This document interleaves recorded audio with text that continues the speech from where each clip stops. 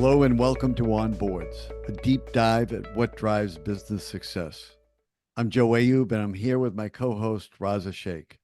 Twice a month, On Boards is the place to learn about one of the most critically important aspects of any company or organization, its board of directors or advisors, with a focus on the important issues that are facing boards, company leadership, and stakeholders.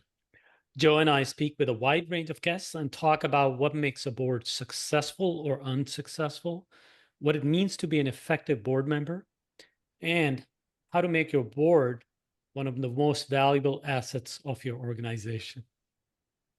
Before we introduce our guest today, we want to thank the law firm of Nutter, McLennan and Fish, who sponsored our onboard summit recently in their beautiful conference center in the Boston Seaport. They've been incredible partners with us in every way. We appreciate all they've done to support this podcast. Our guest today is Chris Cuddy.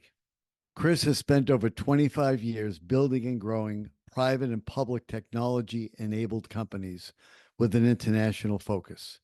He is board chair of ezCater, the #1 food tech platform for workplaces in the United States.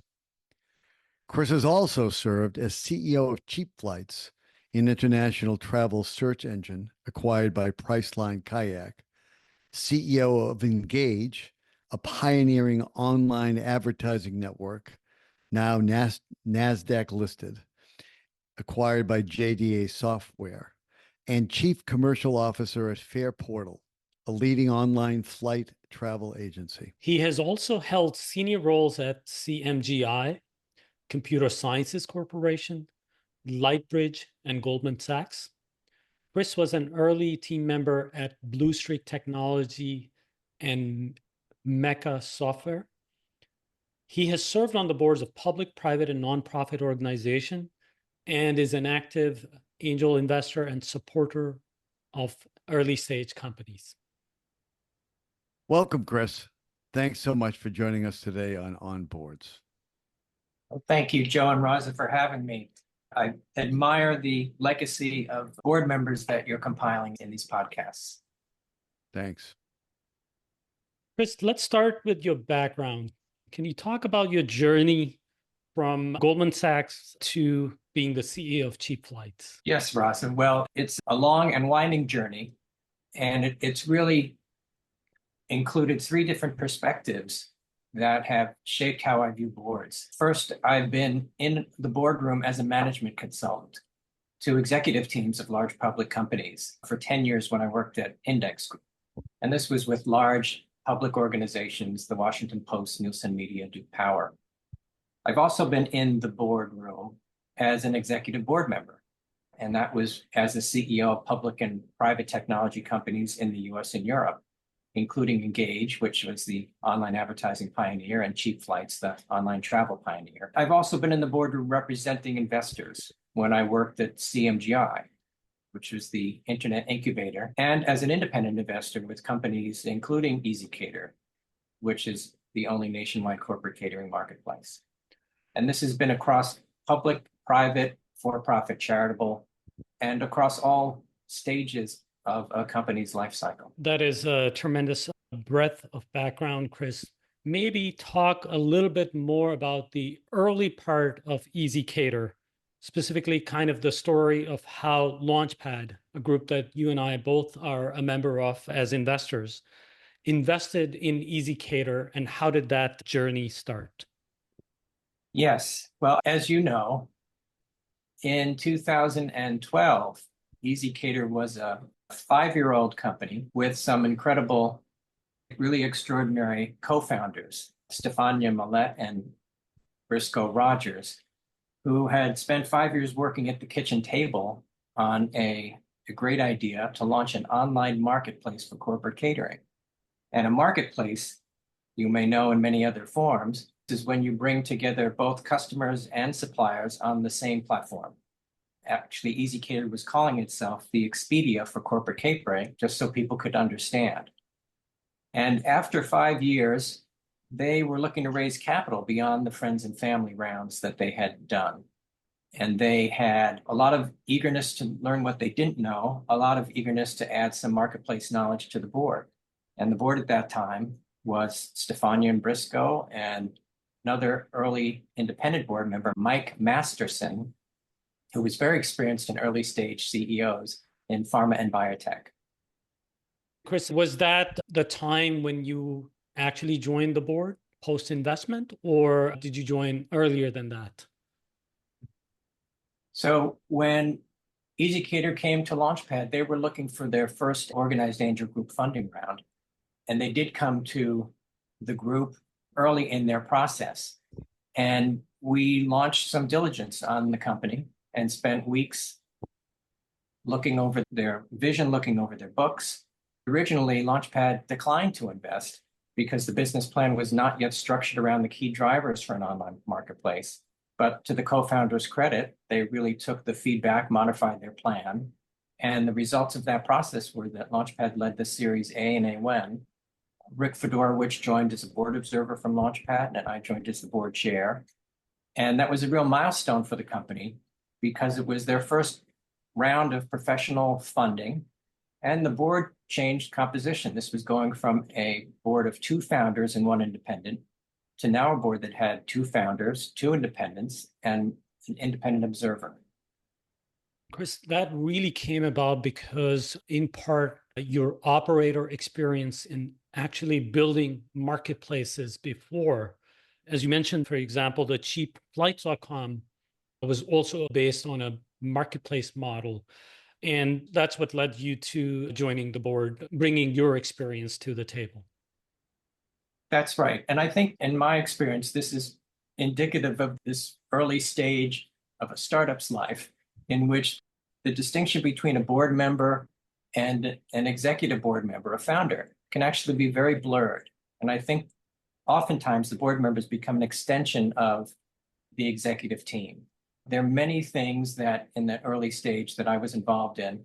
It was everything from interviewing team members to working on the financial forecasts to working on what the model actually was that was driving the company. And that all happened, I think, at a frequency that was quite intense. We had board meetings once a month for several years, but probably more than half of the time I spent with the board was unscheduled and was outside of the board meetings. So they were ad hoc as they came up, opportunities, problems, questions that took the natural rhythm of whatever the co-founders were facing. Yeah, it's a great point. We talk a lot about boards and what board responsibilities are. And one of the things that we talk about, and pretty much all our guests talk about, is the distinction between governance and management.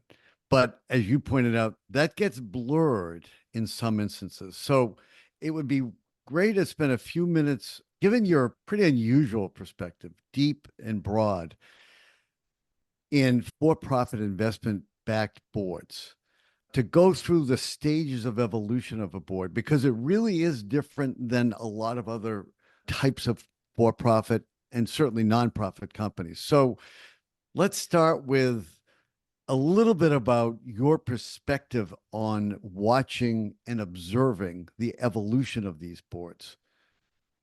Yes, I think in my experience, we can use kind of the classic 5 stages of a company's development, and you can map that with what the focus of the board is in each one of those stages. If we go through them on the top level, the early seed stage for ezCater was when there were founders in the kitchen table.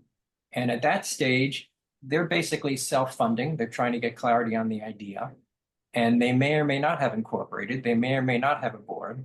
And if they do have a board, it's usually heavy founder-based. And as I said, even in this phase, it's very hard to distinguish board member activities from founder activities sometimes. But the goal there is to basically get the idea crystallized so they can approach potential funding later on. Yeah, I love the way you put it. Idea stage, 2 founders and a PowerPoint. So it is really down to the most basic beginning. And then it's going to take a lot of time, effort, luck, perseverance, super talent to even get to the startup stage, which I think is the next stage, right? That's right. After the seed and development stage, starting with 2 founders and a PowerPoint, what is the next stage that you've observed in for-profit investment-backed boards? Yeah. So hopefully the seed and development stage can get followed by an actual startup stage because they've crystallized what their idea is. They've got a business plan, or at least the first version of that. And they really want to go to a stage where they can focus on clarifying the early product market fit, where they can make sure that they have a business that they could pitch to investors. At that stage, they might be looking to raise their first organized angel round, which is where we met ezCater. And what does it take for them at this stage to validate their business model? What do they have to show the investors and maybe their board in order to actually succeed at that stage? The proof points that are super helpful at this stage are anything that they can show that convinces an investor that they've got early product market fit and that they've got a repeatable model that's actually going to scale. So this means that they've got customer feedback. This means that they've got supplier feedback, and they can show that these are not just one-offs. They can show that they've actually tapped into a vein of need, and they're uniquely providing some value for that. And the board's role is still kind of blurred between governance and management. I mean, you're still working with management to get through the startup stage. Is that right? Yes, and even to the point where in this stage, I've been doing customer calls, going door to door with a sales rep to really try to sense if the model is getting traction. So it can be wearing many hats. It can be actually working on financial forecasts. It can be actually coaching the CEO. Many times when you've got co-founders, they have worked together before, and many times they have not. And very often the roles that they're in are roles that they're taking for the first time. And being the first time CEO, they could really use the guidance of someone who's been in that role before. And that's often one of the most helpful things that you're doing, because it's really a grab bag of whatever's on the founder's mind and whatever hurdles they're coming across on any given day for you to be able to step in and either give them guidance, give them a hand, or direct them to some resources that you know that can help. So it's really all hands on deck as far as the board is concerned and helping them validate the model so they can get to the growth stage, which is the next stage. Is that about right? That's right. And I would say that between the first two stages, the seed and the startup, it's still a very fragile environment. And one of the things as a board member that I think it's important to remember is that investors, board members are attracted to a company in these first two stages in large part because of the founders themselves. They don't yet have cash flow. They don't yet have an idea that has been proven beyond a doubt. You're really drawn to the individuals who are on that founding team. And it's very important to remember that and to listen to them, because that's what attracted you in the first place. So I think I consider myself a fast follower and maybe anticipating what's going on, but that's a difference between putting a hand on the steering wheel. And I think if you get to that situation, then you have to step back and question whether this is the right opportunity for you as a board member. Yeah, that is a great point, that you really still have to keep the focus on the fact that you're there because of the founder or founders, and that listening to them is important if you're going to help them. Yes. Yeah. So the next stage is the growth stage. What does that entail? What does it look like? And what's the money aspect? Have you now grown? Is it out of angel into VC? Is it something else? Yes, that the characteristics of the growth stage are when the founders and the founding team has some early customer and financial success with some increased predictability now. And they really proven that they have the potential to accelerate growth. So at this stage, they're looking to ramp up operations, and that very often requires additional funding. I'll continue on the ezCater example. They had been chasing a huge opportunity in the first two stages of their growth, but they didn't feel like they were moving fast enough, even though, as the founder says, their growth rates had growth rates at that time. They didn't feel like they were doing everything they could. They thought it would be a very long journey to actually go state by state and caterer by caterer on the angel group funding levels that they've raised so far. So at that point, the board was asking, how can they accelerate growth? What would be the fastest way to offer catering in all 50 states? And what Mm, if capital wasn't a constraint?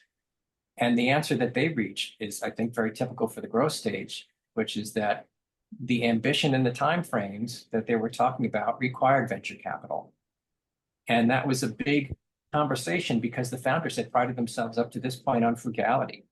So the board went through some real soul searching about, would this change the DNA of the company? Would we lose control?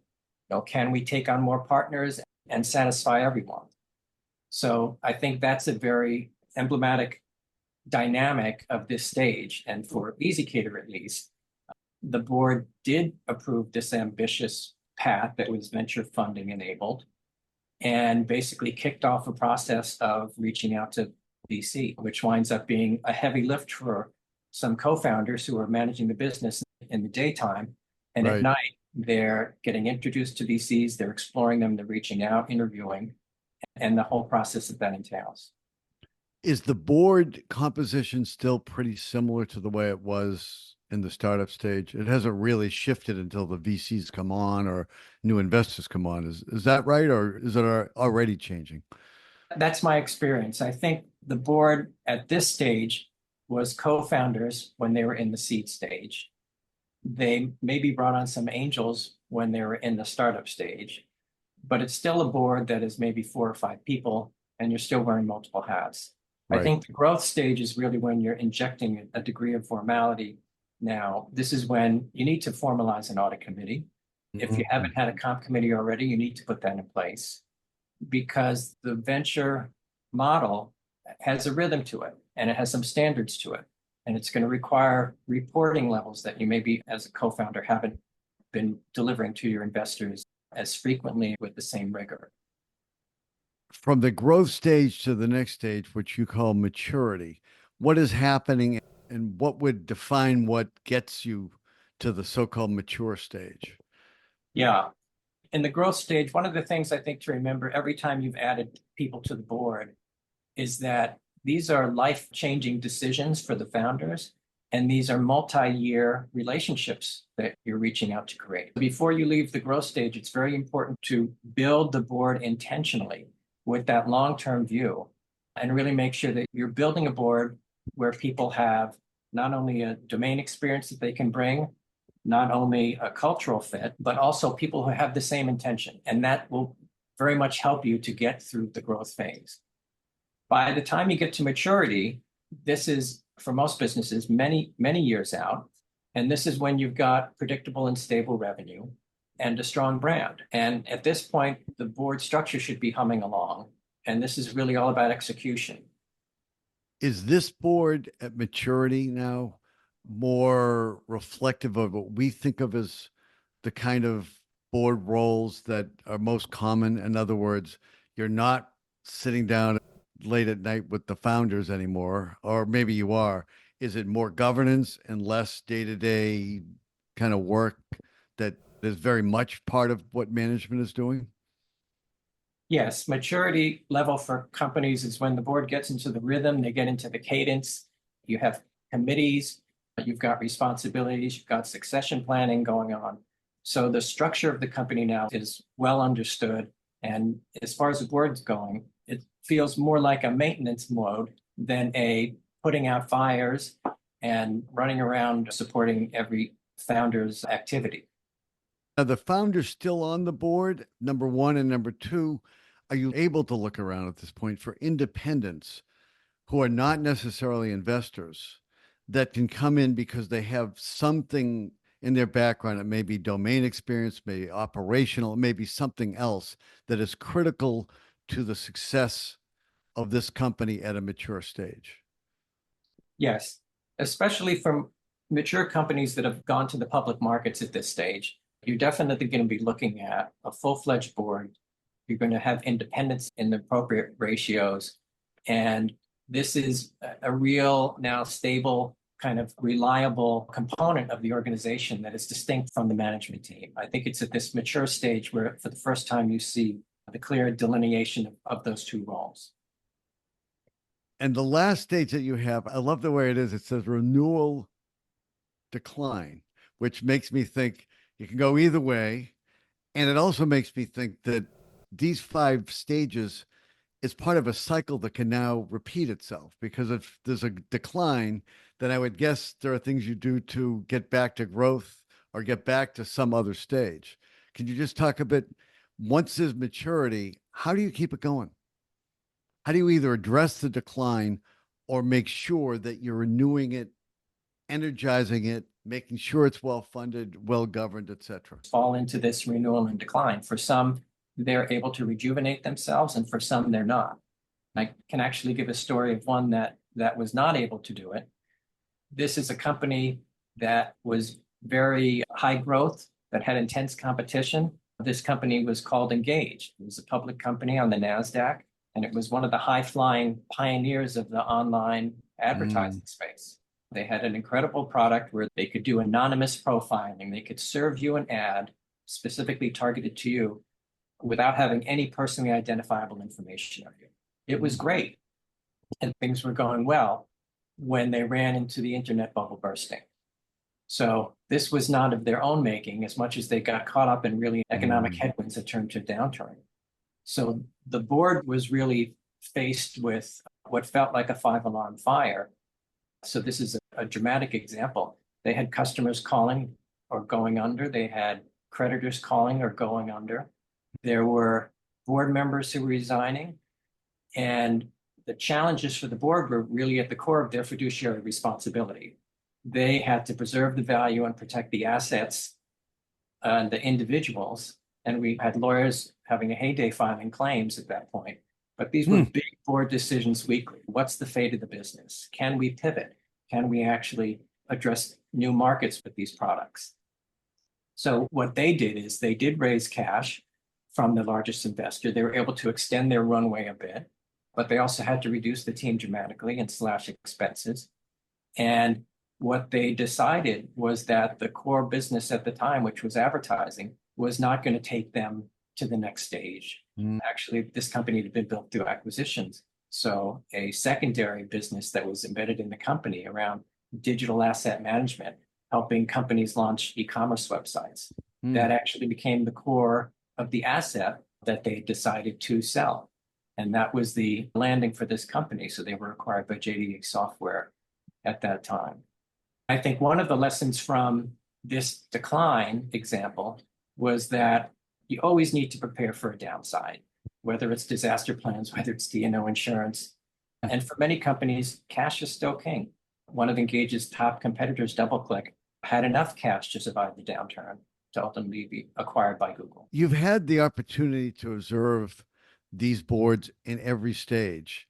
How has all of this helped you be a better board member, and I would say at this point, a better board chair? I think experience in each one of these stages helps me as a board member, helps me as an investor to calibrate my support of a company to the stage they're in, and helps me to emphasize to co-founders not only where they are, but what stage is coming next, what the demands are going to be next, and what their priorities are going to be. I think that type of long-term view is very helpful. These 5 stages here are presented sequentially for the ease of discussion. Technology is changing dramatically, not only the sequence, but the timing of these stages, and actually what can be done with one engineer sitting in a cafe somewhere. But having the whole life cycle in mind, I think, helps me to appreciate what the dependencies are in whatever order it's going to work out for a company. Chris, you used the analogy earlier in our conversation of the gear shifting of a car. And I was struck by it that it rings true.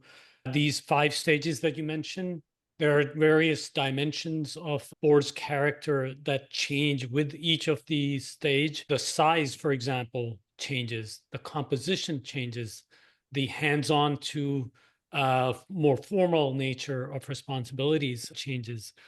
The underlying business and it's where it is in the cycle is what the board is then governing and has to adapt to that. You joined the ezCater board actually as an executive chair, and you have a really unique perspective, and you're still the chair of the board. And with that, you have a really unique perspective on these stages. I want to talk a little bit more about the role of the chair first. How do you see it in a board? And then your perspective on that continuity of the board chair in navigating through all of those stages, and how a board chair may need to evolve their own role and thinking and work through these stages. Talk about that a little bit. Yes. So over the course of the 12 years that I've been on the ezCater board, some things have been the same and many things have changed. The things that have been the same is that I view the chair role as really a bridge between all the constituents that are on the board and the founders. So one of the things that's essential, I found through all the stages, is to make sure that there's always regular and transparent communications so that everyone on the board has a picture of what's going on. I think the balance of information is very important. I also think it's very important that everyone on the board has a voice. It's not just that people have earned it through their investment, it's that you've selected people for their experience, and it's really critical that they be sharing that. Those kinds of themes, I think, are consistent throughout. I think what's changed is that the composition of the board itself has changed. In the early days, there were two founders and an independent, and that was a very different dynamic than when we raised venture money, and now a third or more of the people who are sitting on the board are investors. And then it was a different dynamic when we brought in independents to help on a compensation committee, independent to help on an audit committee. So while the complexion of the board changes, I think I still go by some of those guiding principles, which is to make sure that everyone has visibility, everyone has a say, and we're actively relying on board members because they've got an incredible experience that they can bring. One other thing that you had mentioned earlier, Chris, is that if the board has a choice of which investor to take the money from, one important consideration is who would you get as a board member added to the board, and kind of confirming and vetting that so that you have the most effective, most prudent board that you can have for that company. Did you also find it that way for this journey in various fundraising rounds? Yes. So I've been on boards that I would say are highly functional, and I would consider ezCater a highly functional board. And I've been on boards that were less than highly functional. And I think some of the hallmarks of the highly functional boards, they have at least three dimensions that I think actually make them stand out. They're selecting the individuals who join the board for three qualities. One of them is their specific relevant experience or knowledge. So that can be functional, that can be domain. But the second is a cultural fit. They need to actually be able to participate on kind of a level playing field with the people that are on the board. And the third, finally, is the motivation. And that's a tricky one because certainly as you move through the stages, you have different participants who came with different motivations, but there needs to be an overlapping motivation to support the founders and to make decisions that are in the best interest of the company and the shareholders. I think that is kind of a consistency, no matter what board I've been on, that's been functional. I think when I look at boards that have been less than functional, a lot of boards that are built through acquisitions, when you're rolling up companies, you wind up, if you will, kind of going for a fit with the company you're acquiring, but not specifically the board member that would come along with that acquisition. I think that can be very challenging at times because you're coming from very different DNAs and maybe very different cultures through acquisition. And that's something that often the board inherits. And that's maybe not the primary decision that's being made when the company is looking to do an acquisition, but that certainly does affect the complexion and the effectiveness of the board. In a lot of ways, those three things are what you look for in a board member at almost any stage of any company, because you want the expertise. You certainly want cultural fit. Expertise without the fit is not good for board composition.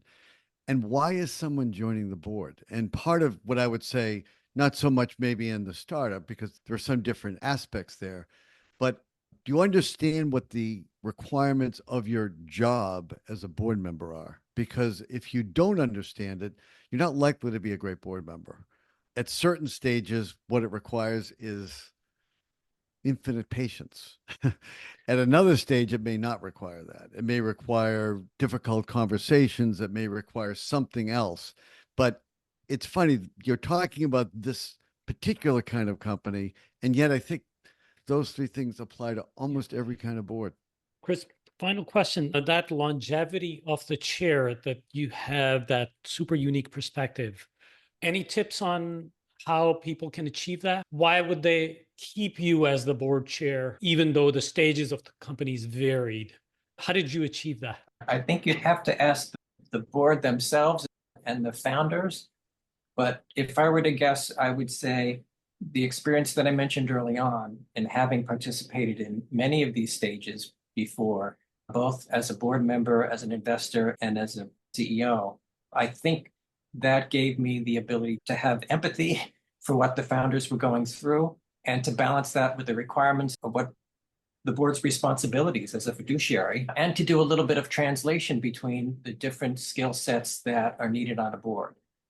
I think that experience was very helpful. It's not something that we genuinely focused on 12 years ago, because 12 years ago, you're focused on the here and now and just getting to the next stage. But that could be a reason why it's worked so well. The company ezCater continues to do great. Chris, this is a great conversation. Thanks so much for joining us today. Really appreciate it. Thank you, Joe and Raza. And thank you all for listening to On Boards with our guest, Chris Cuddy. Please visit our website at onboardspodcast.com. That's onboardspodcast.com. We'd love to hear your comments, suggestions, and feedback. And if you're not already a subscriber, please be sure to subscribe at Apple Podcasts, Spotify, or wherever you get your podcasts. And remember to leave us a 5-star review. Please stay safe. Take care of yourselves, your families, and your communities as best you can. We hope you'll tune in for the next episode of On Boards. Thanks.